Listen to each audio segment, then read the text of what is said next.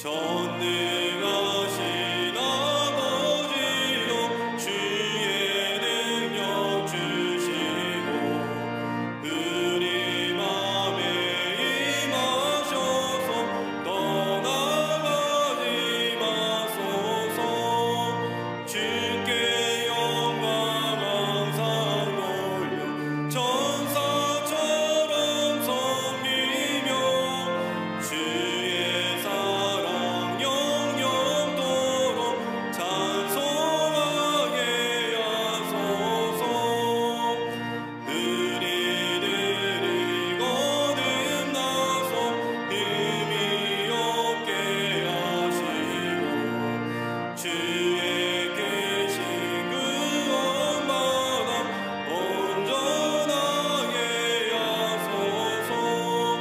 영광에서 영광이 천국까지 이르러 크신 사랑 강력하여 경배하게 하소서.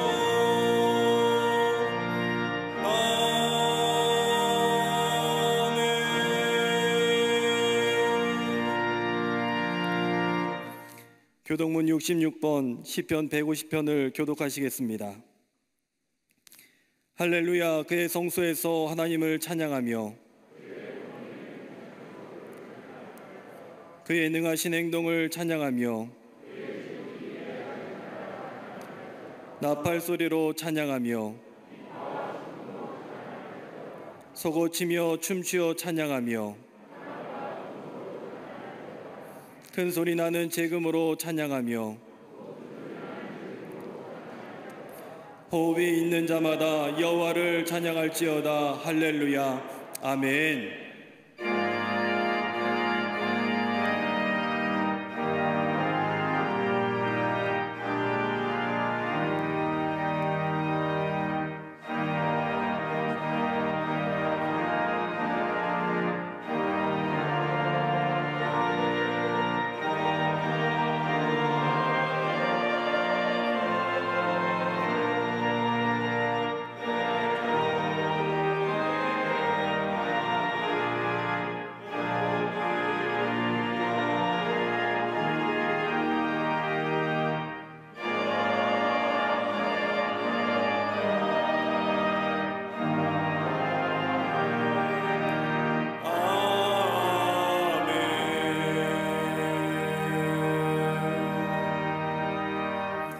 전능하사 천지를 만드신 하나님 아버지를 내가 믿사오며 그 외아들 우리 주 예수 그리스도를 믿사오니 이는 성령으로 잉태하사 동정녀 마리아에게 나시고 본디오 빌라도에게 고난을 받으사 십자가에 못 박혀 죽으시고 장사한 지 사흘 만에 죽은 자 가운데에서 다시 살아나시며 하늘에 오르사 전능하신 하나님 우편에 앉아 계시다가 저리로서 산자와 죽은 자를 심판하러 오시리라. 성령을 믿사오며 거룩한 공예와 성도가 서로 교통하는 것과 죄를 사하여 주시는 것과 몸이 다시 사는 것과 영원히 사는 것을 믿사옵나이다. 아멘.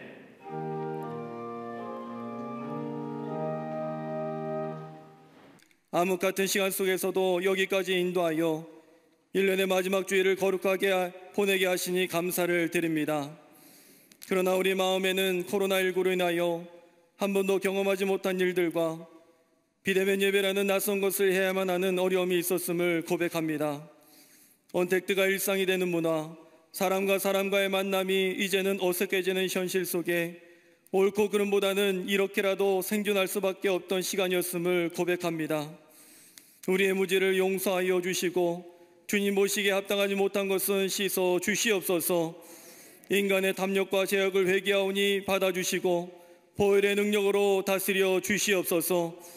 이 시간 성령께서 임하셔서 더러운 것은 불로 태워주시고 흠없고 정결한 예배가 되게 하여 주시옵소서. 광야 같은 이 나라를 하나님의 품에 안고 여기까지 인도하신 하나님 감사를 드립니다. 이 땅이 이제는 혼돈과 공허와 불안이 아니라 질서와 평화와 감사가 넘치게 하여 주시옵소서. 코로나라는 이름으로 국가의 품격과 신앙이 흔들리지 않게 하시며 법치와 자유민주주의가 그 가치가 훼손당하지 않게 하여 주시옵소서. 포괄적 차별금지법과 낙태 합법화를 비롯한 다양한 법안들에 성령의 기름을 부으시사 또 다른 역차별과 생명경시 사상을 불러일으키지 않게 하여 주시옵소서. 이를 위해 대통령과 위정자들 위해서 기도하오니 이 나라를 안정되게 이끌어갈 역사관과 국가관을 허락하여 주시옵소서. 겉과 속이 다르지 않게 하시며 양심과 믿음이 있는 자들이 되게 하여 주시옵소서. 추위와 억압으로 고통당하는 북녘 땅에도 주의 은총을 허락하여 주셔서 주의 자녀들이 끼니 거르지 않게 하시고 죽음으로 내몰리지 않게 하여 주시옵소서. 악한 정권을 다스려 주시고 진리의 말씀으로 하나됨을 이루며 진정한 샬롬의 나라가 임하게 하여 주시옵소서. 광야의 물을 사막의 강을 내듯 빛의 숲 광림재단을 세워주신 하나님 은혜에 감사를 드립니다. 지난 세월을 감사하고 미래를 위해서 기도할 때에 우리 광림재단이 여전히 길이 되며 생명이 자라는 강이 되게 하여 주시옵소서. 목마른 자, 돈 없는 자들이 값없이 와서 포도주와 젖을 사라는 말씀처럼 우리 교회가 지난 1년 동안 선한 소비운동과 사랑의 연탄 나눔과 수도원을 병상으로 개방하며 하나님의 긍휼하심을 입은 재단이 되게 하여 주시니 감사드립니다. 주의 받은 사랑을 계속 전하며 복음의 지경이 넓혀지게 하여 주시옵소서. 속회 선교회를 통하여 지경이 넓혀지며 교회학교와 청년부, 청년상부, 사랑부와 샤이닝을 통하여 다음 세대를 세워나가는 주의 재단이 되게 하여 주시옵소서. 이들을 위해 남녀 선교회, 실험인 선교회가 날로 부흥하며 교회를 든든히 세워나가는 보아스와 야긴이 되게 하여 주시옵소서. 감독님과 담임 목사님을 세워주셔서 과거와 현재와 미래의 비전과 소망을 갖게 하심에 감사드립니다. 감독님에게 신은의 강건함으로 함께하여 주시고 교회 구석구석 손길 닿는 곳마다 영적으로 새로지는 은혜를 허락하여 주시옵소서. 담임 목사님을 통하여 한국 감리교회가 새로지며 불의가 정의로 궁핍이 풍성함으로 변화되는 통로가 되게 하여 주시옵소서. 오늘 말씀 전하실 담임 목사님과 함께하여 주시고 성령의 기름을 부어 주시사 위로와 소망의 말씀으로 때로는 회개케 하는 말씀으로 심령을 인도하여 주시옵소서. 이 시간 예배를 위해 수고하는 손길과 헌신을 기억하여 주시고 한 해 동안 한결같은 헌신의 축복과 은혜로 채워 주시옵소서. 귀하고 복된 찬양으로 영광 돌리는 갈릴리 성가대에게 넘치는 은혜를 허락하여 주시고 풍성케 하여 주시옵소서. 이 시간 함께 예배하는 광림 남교회, 소교회, 북교회, 해외 선교지에 동일한 은혜를 내려주시고 병상과 군부대에서 코로나로 인해서 온라인과 방송으로 예배하는 주의 자녀들에게도 동일한 은혜를 내려 주시옵소서. 우리를 죄와 사망에서 구원하신 예수 그리스도의 이름으로 기도드리옵나이다. 아멘. 하늘에 계신 아버지 이름 거룩하사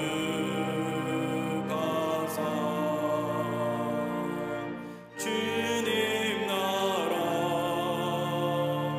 임하시고 뜻이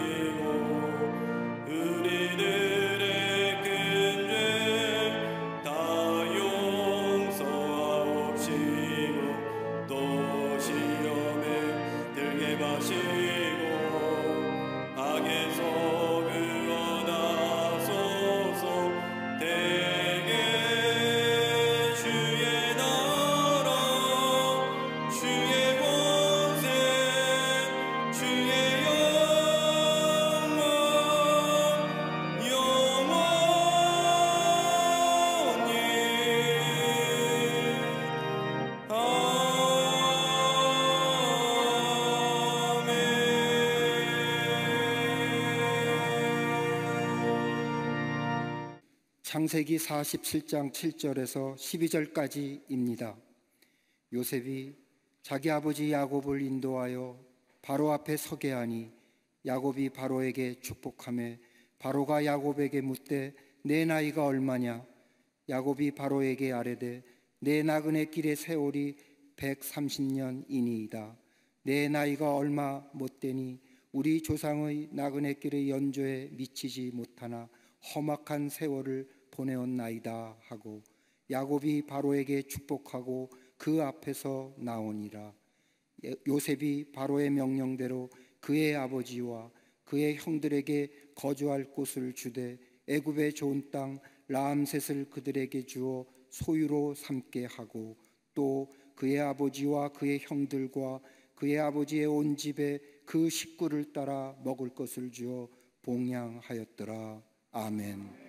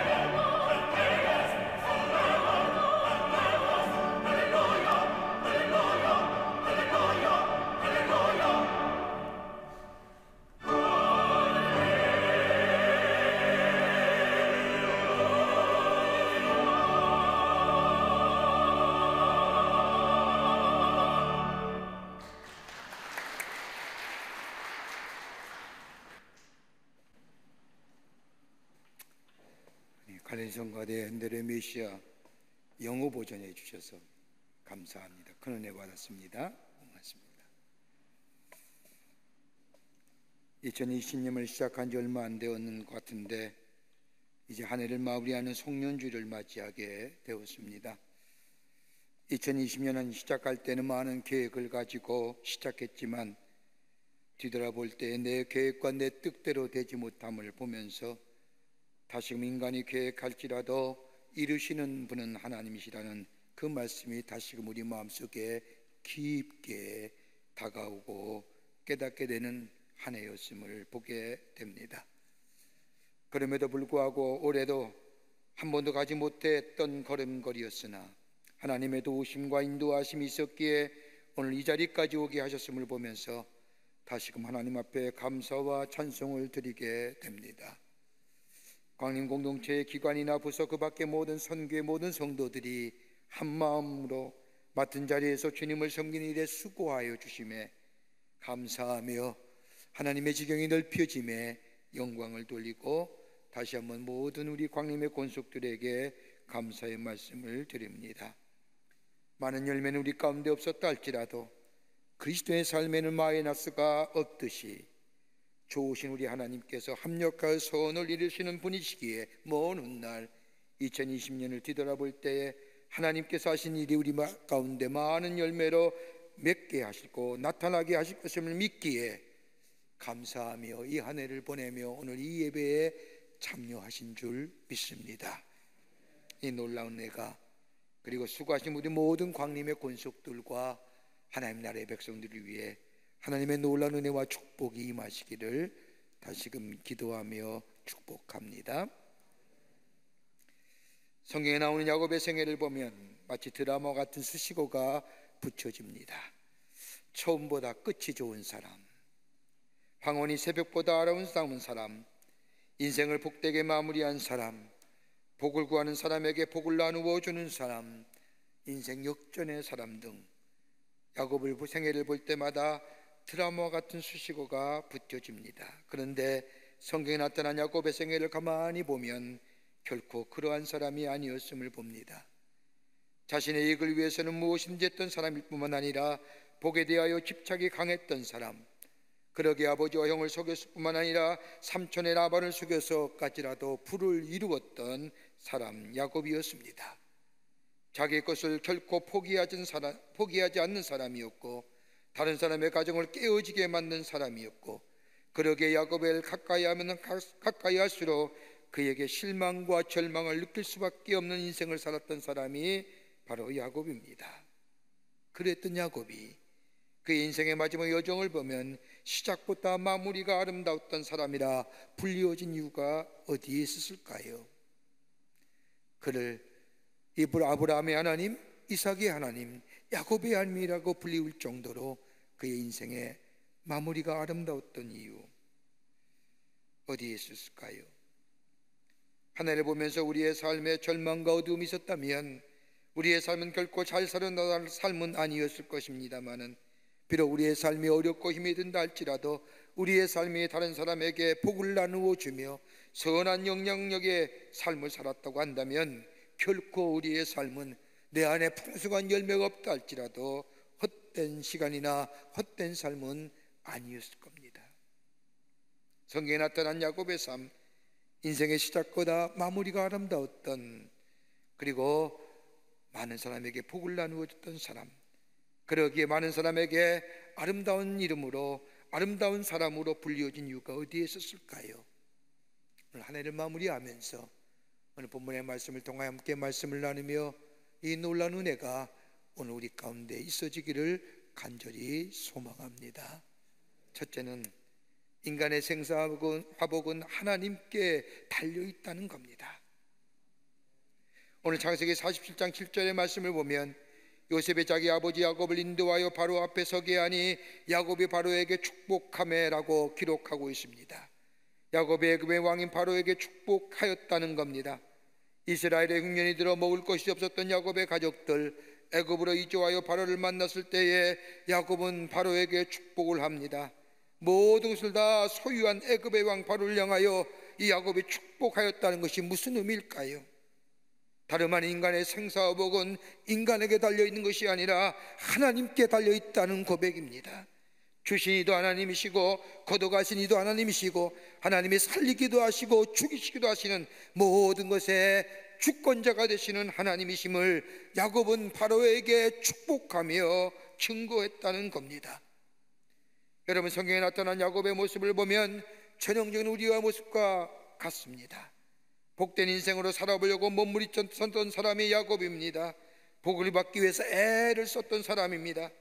고대 이스라엘에 있어서의 출생의 순서는 바꿀 수가 없습니다.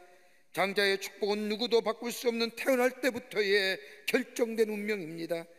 그러나 야곱은 장자의 축복을 받기 위하여 운명을 바꾸는 엄청난 일을 합니다. 이것 때문에 가정이 파탄을 가져옵니다. 아버지 이삭을 속이고 형의 장자권을 빼앗은 야곱은 복에 대한 강렬함 때문에 부모를 떠나게 되고 외로운 타향살이의 삶을 마다하지 않습니다.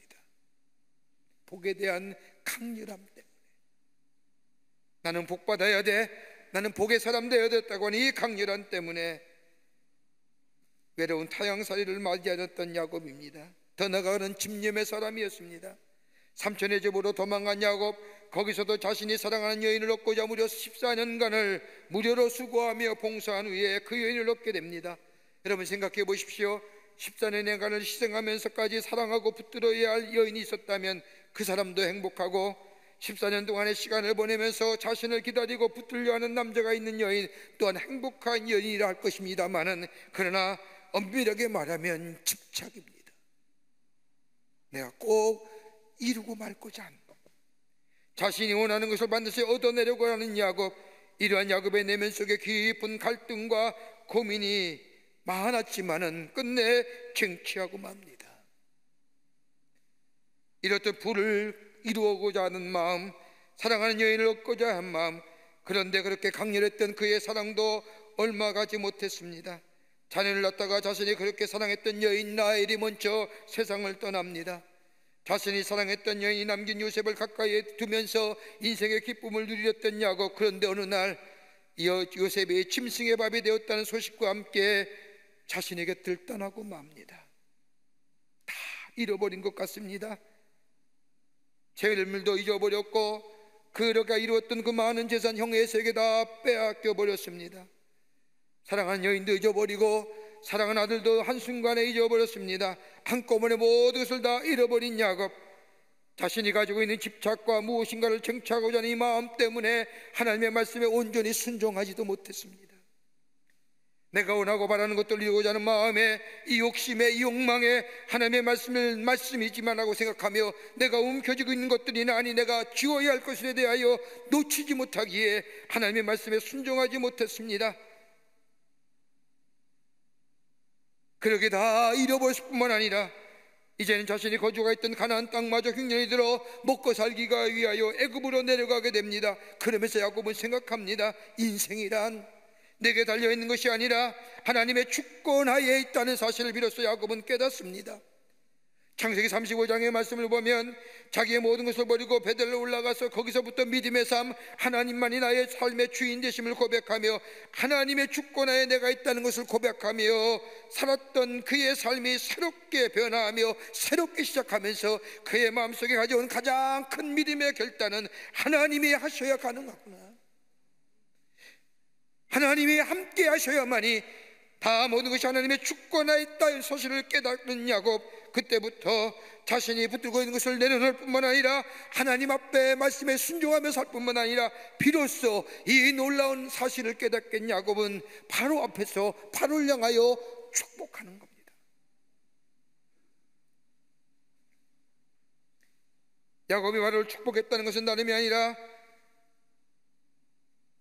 일평생 자신이 추구했고 모든 것을 다 가지고 있었던 바로, 그로부터 무엇인가 얻어야만이 살 수 있는 야곱. 그런데 야곱은 바로의 것을 하나도 포기하지 않습니다. 부러워하지 않습니다. 하나님이 주셔야만이, 인간의 살고 죽음은 인간에게 달려있는 것이 아니라 하나님께 달려있다는 사실을 자신의 삶의 여정을 통하여 깨달았기 때문에 그거 부러워하지 아니하고 오히려 바로를 향하여 축복하는 야곱입니다.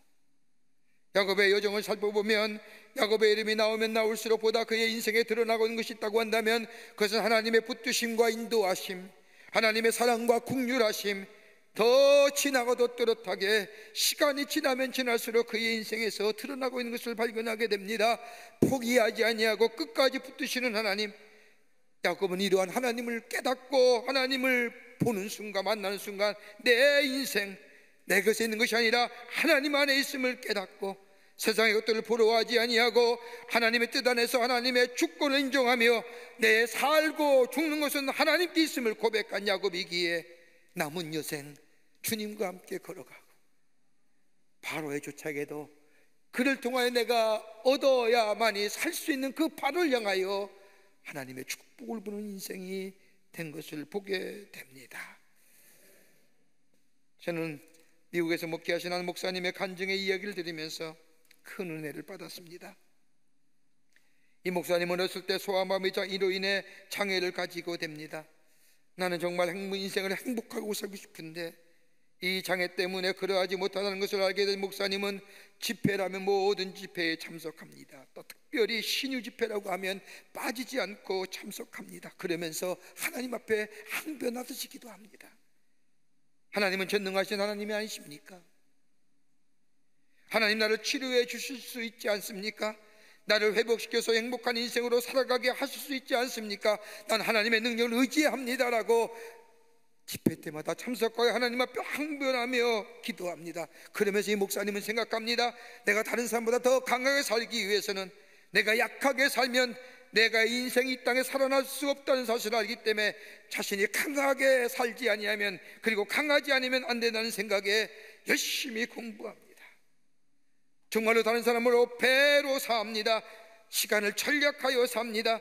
다리도 고쳐야 되며 공부도 많이 해야 되며 내가 많이 가져야 된다는 생각에 이 목사님은 열심으로 삽니다. 그러던 어느 날 한 목사님의 집회에 참석했습니다.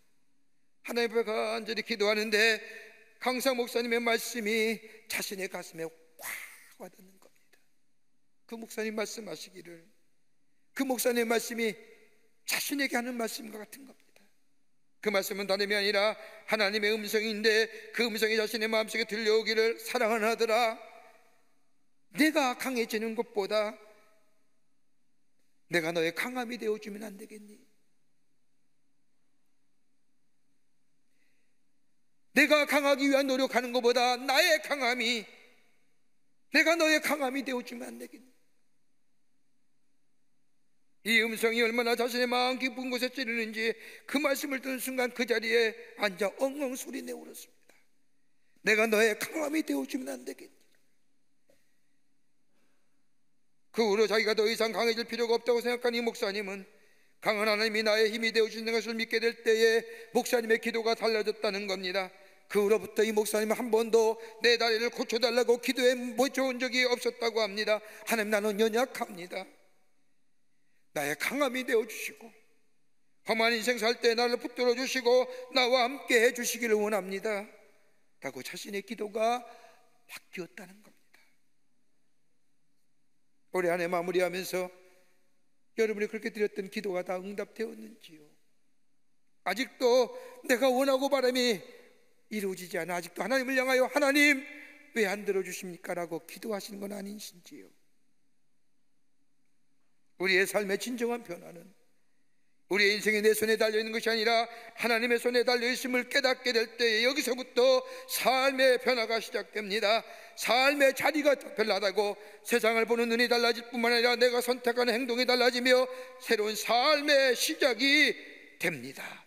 그러기에 애굽으로 내려간 이 야곱은 모든 것을 소유한 바로 앞에 서서라도 하나님의 축복을 비는, 다름 아닌 모든 것이 하나님의 주권하에 있습니다. 하나님이 모든 생사업의 주인 되십니다라고 고백하는 그 믿음의 고백을 바로에게 행한 것입니다.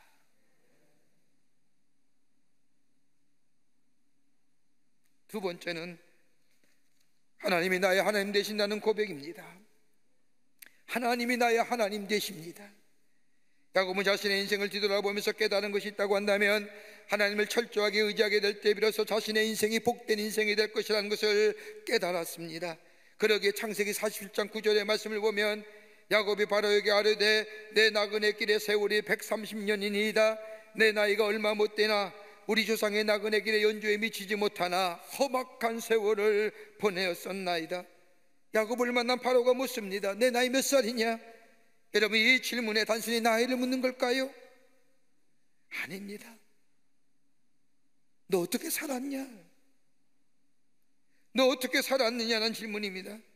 바로 이러한 질문에 야곱은 내 나그네 길의 세월이 130년이다 라고 하면서 그 다음에 야곱이 얘기합니다. 우리 조상 나그네 길의 연조에 미치지 못하나 험악한 세월을 보냈었나이다. 여러분, 여러분의 인생의 여정에 평안한 길 걸으셨습니까? 이제까지 걸어온 길이 순탄한 길이었습니까? 성경에 나온 야곱의 생애는 그가 고백한 것처럼 험악한 세월이었습니다.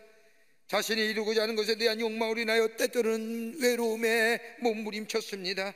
자신의 욕망을 이루고자 가정을 떠났습니다. 가족의 관계도 단절되었습니다. 철저하게 욕망에 사로잡혀 외롭고 고독한 시간을 보냈던 야곱입니다. 그렇게 험한 세월이지요.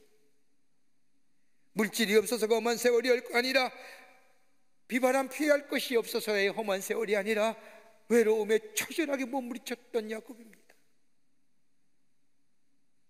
더 나아가는 삶의 여정마다 두려움의 연속이었습니다. 재물을 모았지만 그 재물 때문에 두려움의 연속이었습니다. 그러기에 형 에서를 만날 때도 자신과 자신의 재물을 앞서 보내고, 이 야곱은 약복과 나라트에서 천사와 씨름하고 난 후에 에서인 형인 에서를 만나지 않습니까? 형 에서를 만날 때도 두려움을 떨었습니다. 얼마나 그의 마음 깊은 곳에 두려움이 자리 잡고 있는지 그의 인생의 여정이 그 두려움을 인하여 험한 세월이었습니다. 더 나아가는 그의 삶의 무서움의 연속이었습니다. 자신의 아들들이 하몰 족장의 아들 세겜을 죽일 때의 모습을 보며 어떻게 그런 일이 있을까라고 한탄하며 자신의 삶의 모습을 뒤돌아보면서 자신의 자식들이 행한 일들, 바로 자신이 행한 것을 깨닫게 된 후에 그는 무서움에 치를 떨었습니다. 그게 바로 나구나.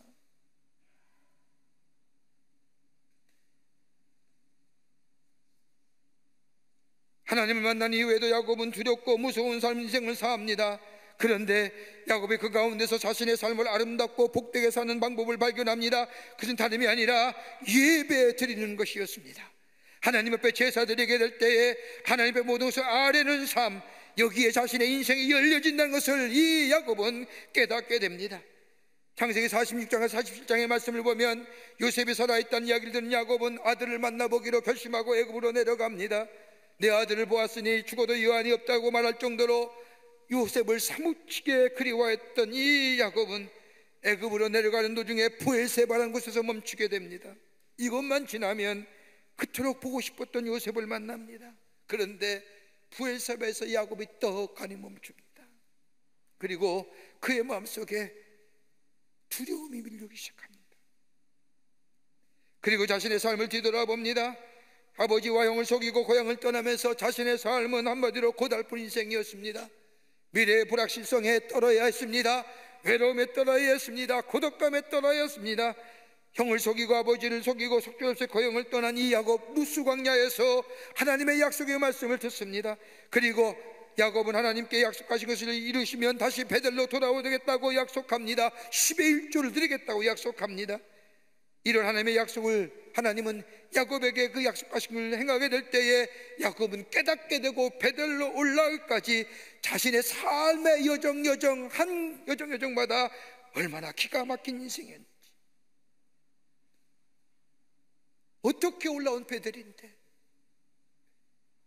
또다시 고향을 떠나 애굽으로 내려가는 야곱의 마음속에 또다시 타향생활을 두려움이 엄습해옵니다. 애굽으로 내려가는 것이 맞는 것일까? 다시금 잘못된 인생, 고달프고 외롭고 두려운 인생을 사는 것이 아닐까?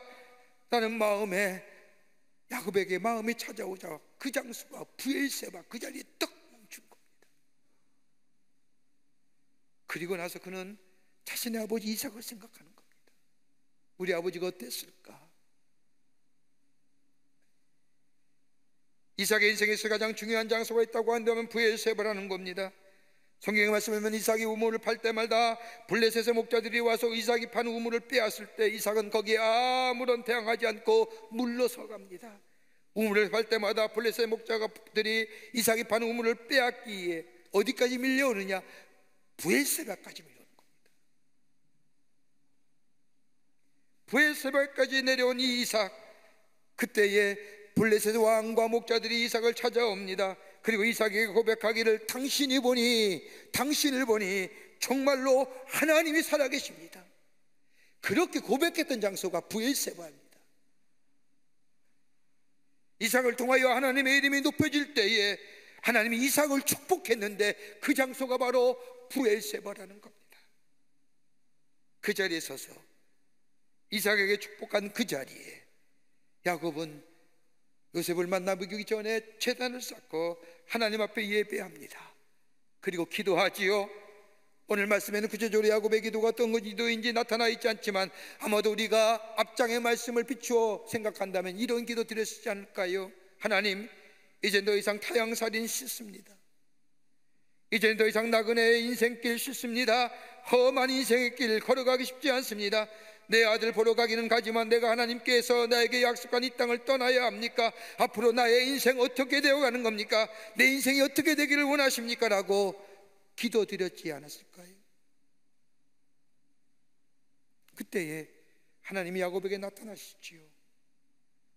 창세기 46장 2절의 말씀을 보면 그 밤에 하나님이 이상 중에 이스라엘에게 나타나 야곱 이르시되 야곱아 야곱아 하시는지라 야곱이 이르되 내가 여기 있냐이다며. 여러분 가만 보십시오. 이 짤막한 하나님의 야곱의 부르심에 야곱의 이름이 다 나옵니다. 이스라엘이 뭡니까? 약국곡 나루터에서 하나님의 천사와 씨름한 후에 동이 텄는데도 그 허리춤을 놓아주지 않자, 환도표를 쳤음에도 놓아주지 않자 내 이름이 뭐냐? 야곱입니다. 이젠 야곱이 아니라 이스라엘을 알아. 이스라엘의 이름이 나옵니다. 하나님과 겨루어 이겼다는 이름입니다. 그뿐 아니라 오늘 본문의 말씀은 야곱을 야곱아 야곱아 두 번이나 다급하게 부르십니다. 하나님이 야곱의 이름을 다 부르시며 다급하게 부르신 이유가 어디 있을까요?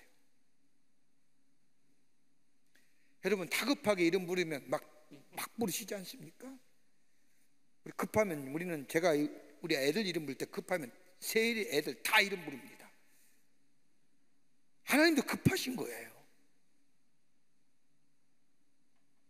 저희 아버님이 간혹가다 이름 부르는데 이름이 헷갈리시니까 절 부르는데 제 동생 이름 다 부르고 반복해서 부르는 거예요. 다급하니까요.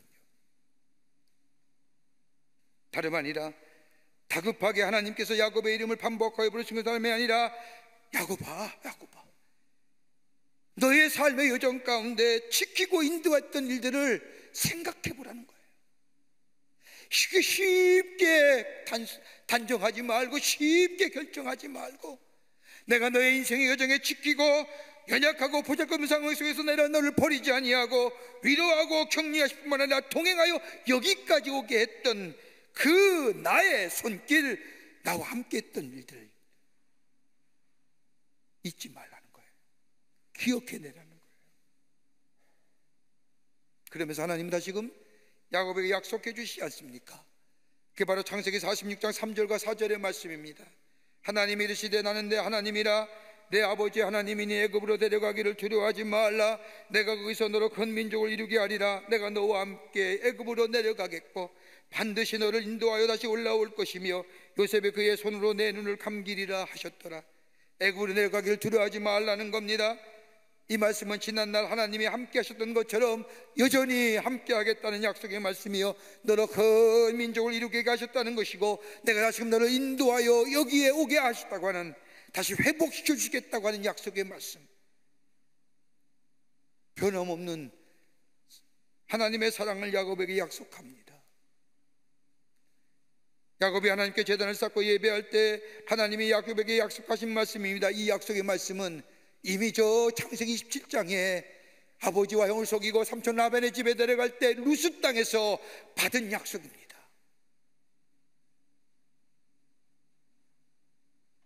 똑같은 약속의 말씀.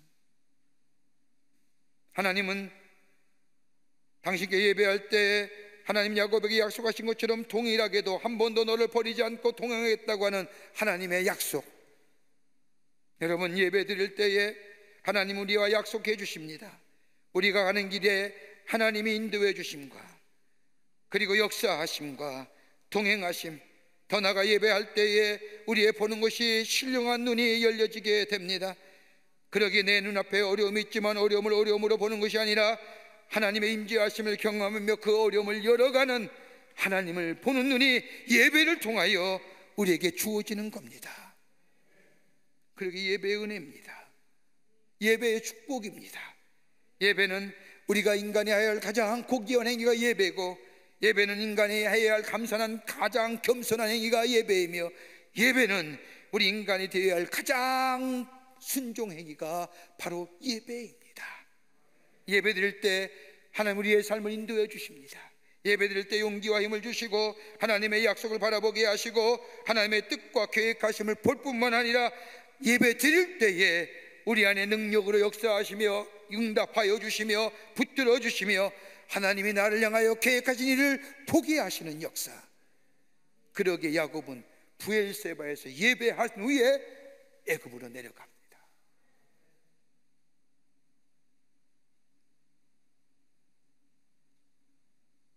끝으로 축복의 통로로 삼으셨다는 겁니다.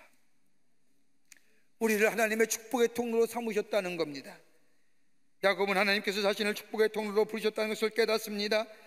47장 10절의 말씀을 보면 야곱이 바로에게 축복하고 그 앞에서 나오니라. 오늘 본문의 말씀을 가만히 읽어보면 들어갈 때도 야곱은 바로에게 God bless you, 나올 때도, 여러분 얼마나 시건방질입니까? 난 다 가진 사람인데 지는 나를 통하여 얻어먹어야 될 사람이 감히 바로에게 bless you, 하나님의 축복이 축복을 비미며 나옵니다. 그뿐 아니라 자신의 인생의 마지막 자기들의 자녀들 다 불러놓고 한 사람 한 사람 이름을 불러가며 자녀들의 복을 빌어줍니다. 여러분 얼마나 아름다운 모습입니까? 여러분은 여러분의 복 빌어주는 존재입니까? 여러분의 이웃에게 하나님의 축복이라고 복을 빌어주시는 존재입니까? 하면 복 받기만을 원하는 존재이십니까? 저는 지금도 저희 할아버님의 기도를 잊을 수가 없습니다. 제가 6살 때 저희 할아버님이 돌아가셨는데 돌아가시기 20일 전에 온 가족들을 모아놓고 우리 할아버님이 기도하시는 겁니다. 아마 하나님 앞에 가실 날이 얼마 남지 않았음을 아시는 우리 할아버님께서 다 가족들을 불러놓고 기도하시는데 그 기도를 녹음했습니다. 레코딩을 했습니다. 며칠 전만 축도 예배 드릴 때마다 그 기도의 소리를 듣고 참 마음이 뭉클해지기도 하고 어떻게 이렇게 기도하실 수 있을까? 그런데 그 기도 내용 가운데 지금 돌아보니 안 이루어진 게 하나도 없습니다. 그대로 이루어진다. 다 무슨 얘기냐? 하나님의 축복을 비는 기도입니다. 그 가운데 저 사촌 동생을 향하여 기도하는 게 있습니다. 그 나이 때 나이가 5살 때인데 하나님, 저 녀석, 저 손주 하나님의 종 되기를 원합니다. 5살 아들도 저 손주를 놓고 하나님, 저 아들이 하나님의 사람 되기를 원합니다. 하나님의 종 되기를 원합니다 라고 축복하는 겁니다. 그 후에 제 사촌 동생의 삶의 걸음을 제가 다 보지 않습니까? 목사 안 되려고 부단히 애썼던 친구입니다. 그런데 하나님은 뭐예요? 그의 걸음을 우리 할아버님의 기도에, 복을 비시는 기도에 응답하시고 그의 걸음을 인도하셔서 지금은 목사가 되어 목회하지 않습니다.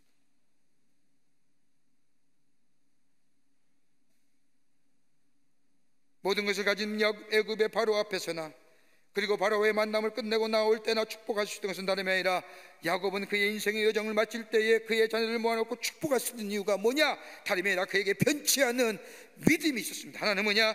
복의 근원은 하나님이시다. 내가 아무리 복받기 애를 써도 하나님이 주시지 아니하면 복받을 수 없다는 거예요. 또 하나, 하나님께서 나를 복의 근원 통로로 삼으셔서 나를 통하여 나의 후손들이 이 시대 속에 복을 누리도록 하나님이 나를 세우셨다고 하는 믿음. 이걸 깨달은 야곱은 그의 삶의 변화가 생깁니다. 축복에 피는 사랑으로 변화됩니다. 자녀들을 축복하고 후손들을 축복합니다. 애굽에 내려가면서 그는 자신들의 자녀들에게 나의 하나님은 우리에게 여기에 남겨주지 않아 반드시 우리를 축복하시어 우리에게 약속한 것을 이루실 뿐만 아니라 우리를 여기에서 이끌어내시어 우리에게 약속한 것을 이루실 거야 라고 하며 복을 빌며 애굽으로 내려갑니다.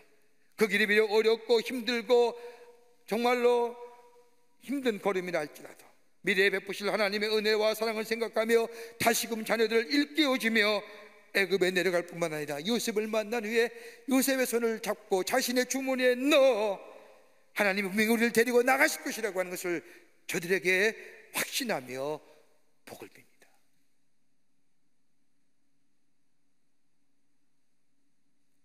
바로를 향하여 자손을 향하여 축복을 비는 야곱, 하나님이 나를 축복의 통로로 세우셨구나, 하나님의 복을 비는 사람으로 세우셨다는 것을 알게 됩니다.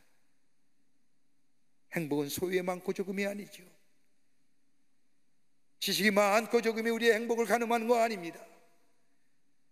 높은 지위와 낮은 지위, 이것이 우리의 행복의 삶의 척도라 얘기할 수 없습니다. 다름이 아니라 오늘 본문 말씀처럼 자신의 자녀를 축복할 뿐만 아니라 후손들을 축복하고 이방의 왕까지라도 축복하는 믿음의 놀라운 부유함을 가진 사람, 이게 복된 존재 아닐까요?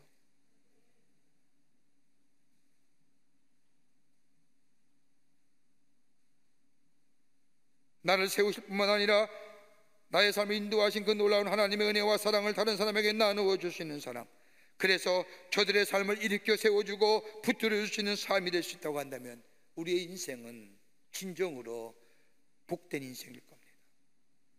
그러기에 시편 146편 2절과 5절의 말씀을 보면 너희 생전에 여호와를 찬양하며 나의 평생에 내 하나님을 찬송하리로다. 귀인들을 의지하지 말며 도리 힘이 없는 인생도 의지하지 말지니 그의 호흡이 끊어지면 흙으로 돌아가서 그날에 그의 생각이 소멸되리라. 야곱의 하나님을 자기의 도움으로 삼으며 여호와 자기 하나님에게 소망을 두는 자는 복이 있도다. 인간에게 인간을 의지하며 도리 없는 인생을 의지하는 자는 호흡이 끊어지면 다 흙으로 돌아갈, 그의 생각이 소멸되는 자 의지하지 말라는 거예요. 누구요? 야곱의 하나님을 자기의 도움으로 삼는 자, 지키시고 인도하시고 생사업을 주관하시고 걸음을 인도하시고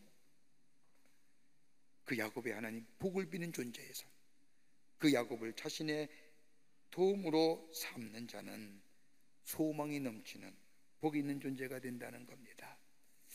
슬프고 고통스럽고 비참하게 살았던 인생, 그러나 가장 아름답고 복된 인생으로 바꾸어 살았던 야곱, 이 야곱을 야곱되게 한 것은 하나님을 의지하며 하나님을 사랑하며 하나님의 뜻을 살았던 그 야곱, 그러기에 하나님을 자기 하나님으로 삼는 사람은 복이 있다고 하신 것처럼 이 시편 기자는 그 하나님을 찬양하는 것을 읽을 수가 있습니다. 한 해 어떻게 사셨는지요? 어떻게 마무리하실 건가요? 우리의 인생의 여정을 아름답게 피리어드로 장식하실 건가요? 한 해 한 해의 삶에 열매가 없다 할지라도 하나님 한 분만을 만족한다고 하는 이 선지자의 고백처럼 내가 믿고 의지하는 하나님, 우리의 생사업을 주관하실 뿐만 아니라 우리의 주인 되시고 나의 삶을 지키시고 인도하시는 나의 하나님, 그 하나님이 나의 하나님 되신다는 이 고백과 나를 하나님의 축복의 통로로 세우셨다고 하는, 축복을 피는 존재로 삼으셨다고 하는 그 믿음 속에 만나는 사람마다 축복합니다. Bless you 하는 그 인생의 걸음을 걸어갈 때 그 인생이 복된 인생이고 아름다운 인생이 아닐까요? 이래 인생의 걸음을 살아가시는, 한 해를 마무리하고 돌아온 해에 정말로 이러한 인생의 걸음을 걸어가시는 여러분과 저와 되시기를 주의 이름으로 축원합니다. 하나님 감사합니다. 한 해를 마무리한 이 송년 주일에 주께서 베푸신 은혜와 사랑을 다시 한번 생각하게 됩니다. 연약하고 힘없고 보잘것없는 저희들, 하나님이 세우시고 지키시고 인도해 주시며 여기까지 오게 하신 그 하나님 앞에 찬송과 경배를 돌려보냅니다. 하나님이 있었기에, 하나님이 나와 함께 하셨기에 내가 여기 있음을 고백하며 나와 함께 하실 하나님과 더불어 주님만 섬기며 하늘의 축복을 비며 하나님의 축복을 전하는 자로 살아갈 수 있도록 주님 도와 주시옵소서.